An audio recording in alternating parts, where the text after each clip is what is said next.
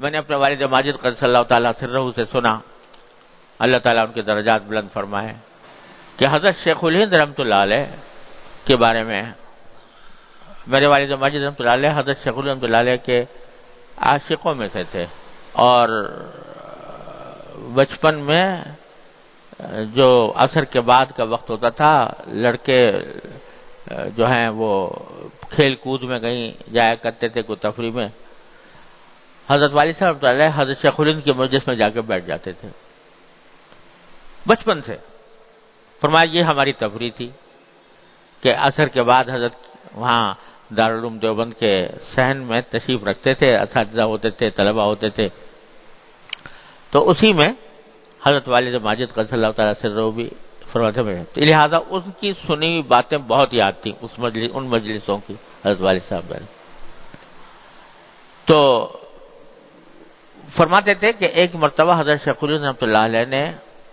کسی مسئلے پر بڑی عالمانہ فاضلانہ تقریر فرمائی، ایسی باتیں اس میں فرمائی کہ جو پہلے لوگوں نے سنی نہیں تھیں، اور بڑی عالی شان فاضلانہ باتیں تھیں۔ تو جب سنا لوگوں نے تو ان میں سے حاضرین میں سے کسی نے کہا کہ حضرت آپ نے تو آج طبیعت ہماری جو ہے بہت ہی خوش کر دی، اور سن کر طبیعت کو اطمینان بہت ہوا، اور ایسی باتیں ہم نے پہلے کبھی نہیں سنی تھی جس طرح آپ نے بیان فرمائی، اس سے سارے اشکالات دور ہو گئے، سارے شبہات ختم ہو گئے، بڑی جامع اور مدلل تقریر فرمائی۔ تو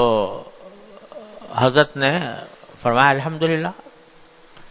اور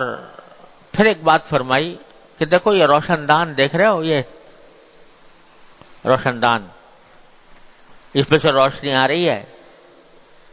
کہ ہاں جی آ رہی ہے۔ کہا کہ یہ روشنی جو آ رہی ہے یہ کیا اس روشن دان کا کمال ہے جس نے روشنی پیدا کی ہے؟ یہ اس روشن دان کا کمال ہے کہ اس نے روشنی پیدا کر کے ہمیں دے دی ہے، یا کہیں اور سے آ رہی ہے، کہیں اس روشنی کا منبع کچھ اور ہے؟ روشنی کا منبع تو سورج ہے، سورج سے روشنی آ رہی ہے، یہ ایک بے جان روشن دان تھا،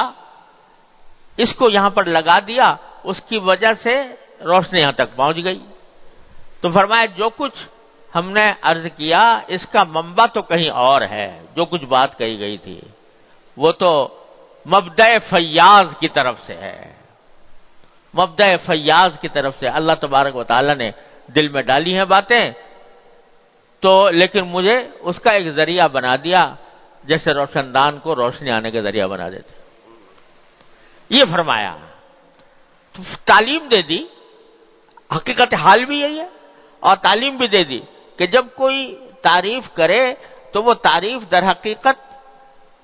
جو بھی تعریف ہوتی ہے اس دنیا میں، حقیقت میں تو وہ اللہ جل جلالہ کی تعریف ہے کہ اس نے یہ توفیق دیا۔ یہی معنی ہے الحمدللہ رب العالمین کے، جس سے قرآن کریم کا آغاز ہوا ہے۔ الحمدللہ، تمام تعریفیں اللہ کے لیے ہیں جو پروردگار ہے تمام جہانوں کا، کہ جو کوئی تعریف کہیں ہوگی کسی بھی چیز، کسی کے حسن و جمال کی تعریف ہو، کسی کے علم و فضل کی تعریف ہو، کسی کے کمال کی تعریف ہو، کسی کے سخاوت کی تعریف ہو، کسی چیز کی تعریف ہو، حقیقت میں وہ تعریف اللہ جل جلالہ کی ہے۔ اور یہ حقیقت اگر ذہن نشین ہو جائے، اللہ تعالی ہمارے دلوں میں یہ بات بٹھا دے،